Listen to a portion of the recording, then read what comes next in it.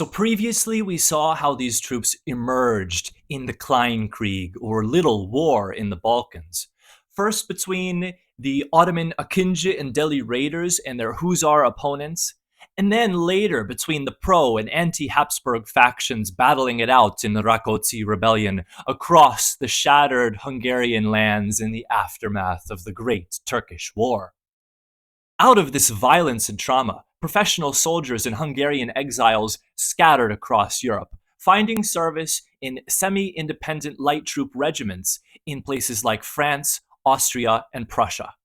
Their unconventionality and daring made them famous as problem solvers, men who could outride and outfight their conventional opponents, and slip in disguise across borders to kidnap bandits, brigands, and newspapermen who annoyed the absolute monarch. At the very least, they were exceptionally good horse thieves and plunderers, which made them a great tool when turned against enemy supply lines. The 7 Years' War really kicked all of this up a notch.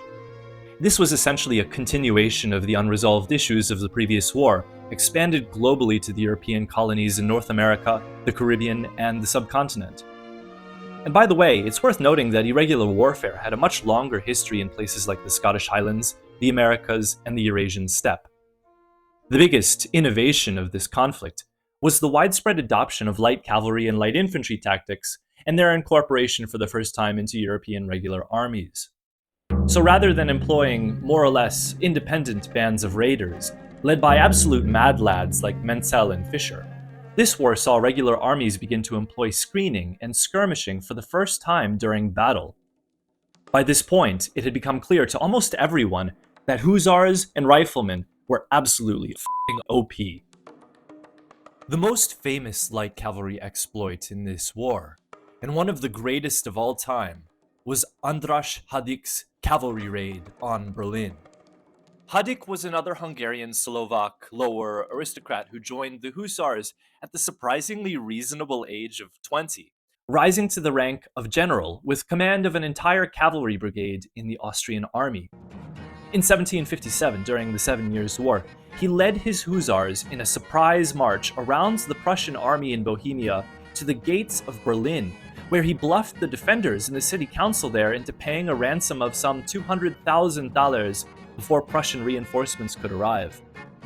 I did the calculations, and that was about 3.4 million grams of silver, which actually today isn't worth a huge amount, it's only about $3.4 million. But it would have been pretty heavy to try to carry back to Vienna.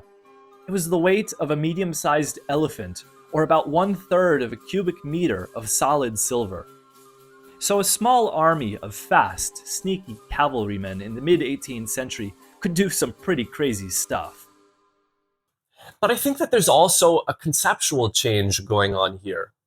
The global 7 Years' War was less a turning point in European military history than it was a sea change in European colonialism and the bureaucratization of military power. For example, in colonial conquests going all the way back to Columbus, you always had large European fleet actions carrying small detachments of regular soldiers. But this war was, to my knowledge, the first time you had entire European armies embarking on campaigns in the interior of the Americas and Asia. But anyway, beginning in the 1760s, European states began to recognize that organizing militaries by confederation was less reliable than by standardization and bureaucratization. So for example, in Russia in 1764, Catherine the Great abolished the Zaporozhian Cossacks and imposed their formal incorporation into the Russian military. Another example of this was the enrollment of Rogers Rangers into the British Army. The Rangers were a diverse constellation of independent, irregular companies supported by colonial communities living on the American frontier to fight against their Native American neighbors. But with these localized conflicts evolving into a proxy war against France, these groups coalesced and were enrolled into the British Army as a distinct unit known as the Queen's Rangers, therefore professionalizing and standardizing their knowledge of irregular warfare. This context of irregular professionalization is the real reason Yannet wrote and published his guidebook, Les Partisans. The partisan was a term used at the time to describe the independent exploits of a small party of soldiers outside and in support of the main army. It's only tangentially connected with the later use of the term to describe civilian insurgents. His guidebook was an instant hit, becoming the handbook for special forces tactics until the 19th century. This success was due both to the growing desire among officers to train and learn this little warfare, but also due to the rising demand for professional expertise as militaries developed into institutions in their own right.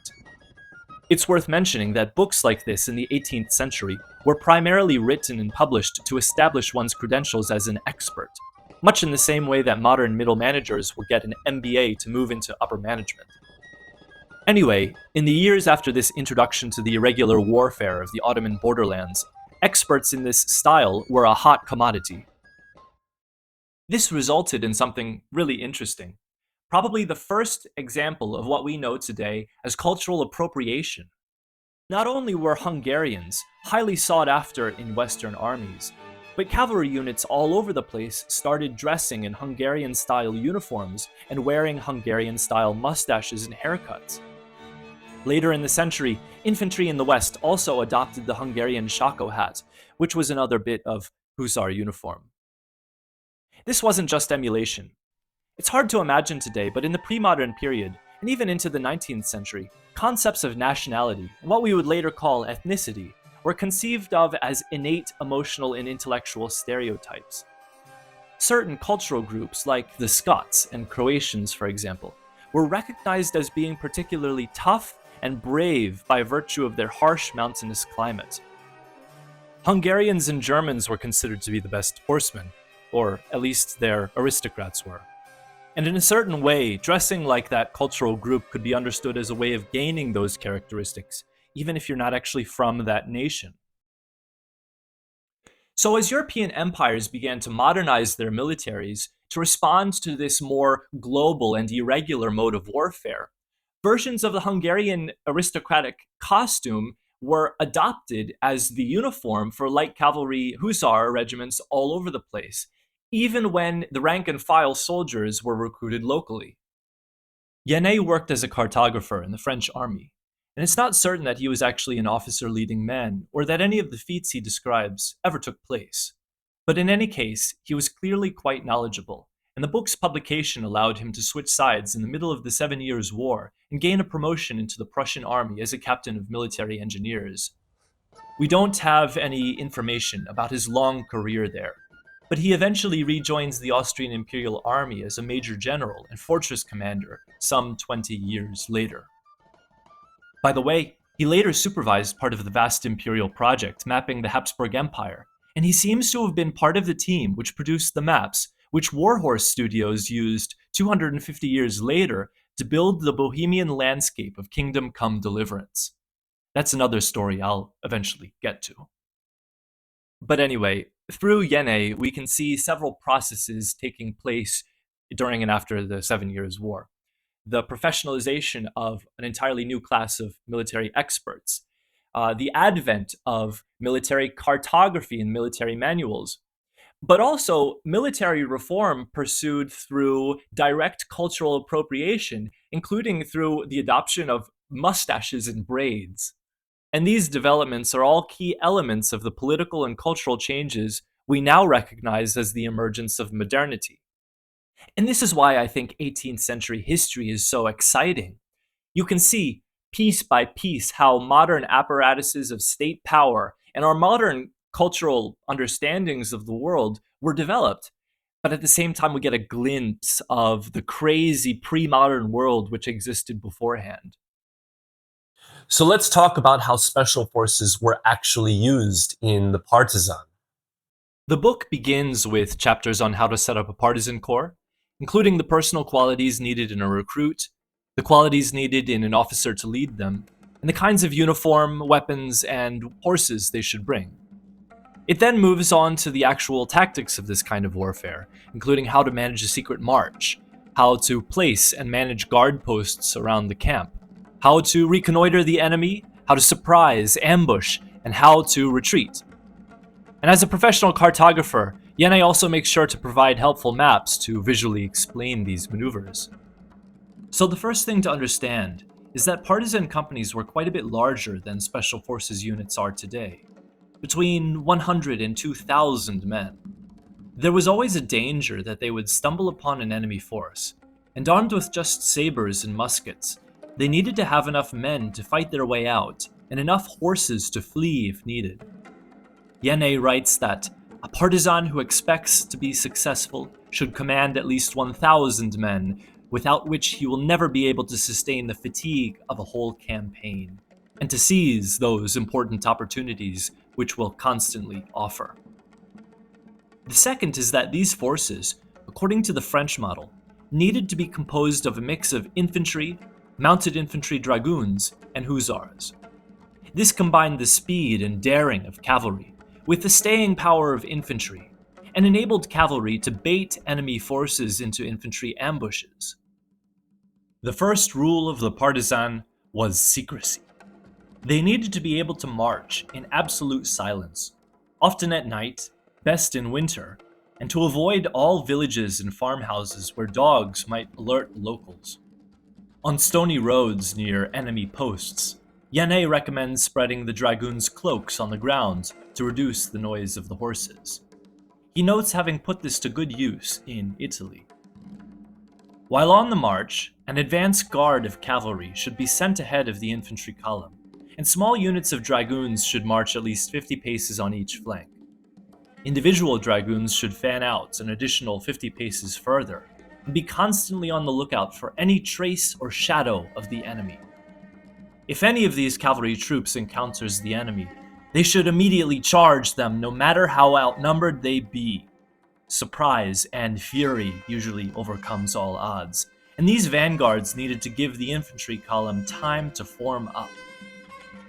Similar attention needed to be dedicated to placing and manning posts or pickets around the camp. Smoking was absolutely forbidden, and no soldiers or civilians could be allowed to pass.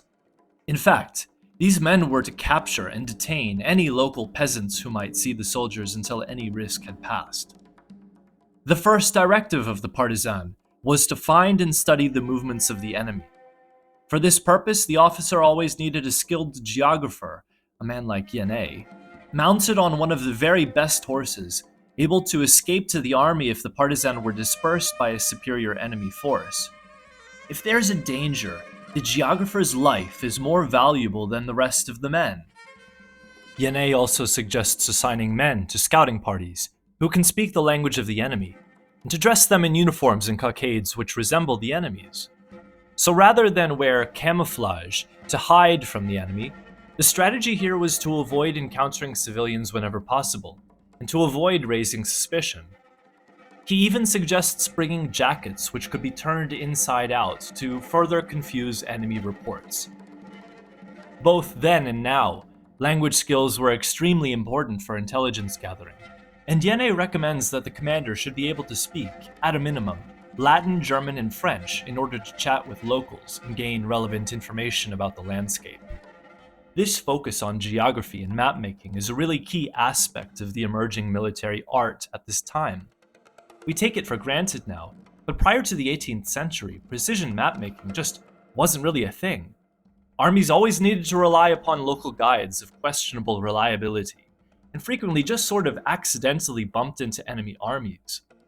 Cartography really revolutionized warfare, and I'd argue that it played a leading role in the rise of the great general figure, with men like Napoleon constantly seen bent over their maps. One thing Yene specifically argues against is to attempt goofy stratagems, like trying to sneak into fortresses by hiding soldiers inside wagons of straw. He also recommends against attempting multiple feigned attacks against enemy defenses, as these require lots of troops and inevitably put the enemy on guard. Instead, he suggests making use of bad weather and rapidly and silently storming the enemy town or fortress. It's worth mentioning that this is, more or less, what András Hadik did 2 years earlier when he raided Berlin, minus the stormy weather. This is the other key distinction for this kind of warfare. In order to win, Partisan soldiers and their leaders needed to be more daring and unpredictable than the conventional forces they opposed. Viewers will undoubtedly be familiar with similar exploits from their own national histories, like Washington's crossing of the Delaware, or maybe something from Bolivar's campaigns. His chapter on ambushes is even more detailed. In contrast to the stereotype, he does recommend soldiers in ambush wear brown or green cloaks to better blend in. He also suggests that if the ambush is to happen in open fields without vines or hedges to hide behind, the soldiers should dig up the sod of wheat or corn to build a camouflage barrier in front of them. This is especially useful for baited ambushes, because enemy troops chasing after cavalry are usually smart enough not to chase them into a wood or village, but are liable to being caught by infantry in the open. In that case, your men are to lie flat upon their faces, and to prevent them being seen, must cover their clothes with dust, that they may, as nearly as possible, resemble the color of the ground. And Yene provides a really cool anecdote about a real-life ambush, and I've quoted it in full. I remember to have seen this stratagem executed with success in Alsace, under the command of Captain de Palasti, one of the most famous partisans of his time. He ordered me to conceal myself with 50 men in the manner above described, and advanced his cavalry along the great road leading to Strasbourg. They were no sooner perceived than 400 Bavarian dragoons approached to attack them. Our troops retreated, and the enemy, as if already sure of their booty, pursued with great eagerness.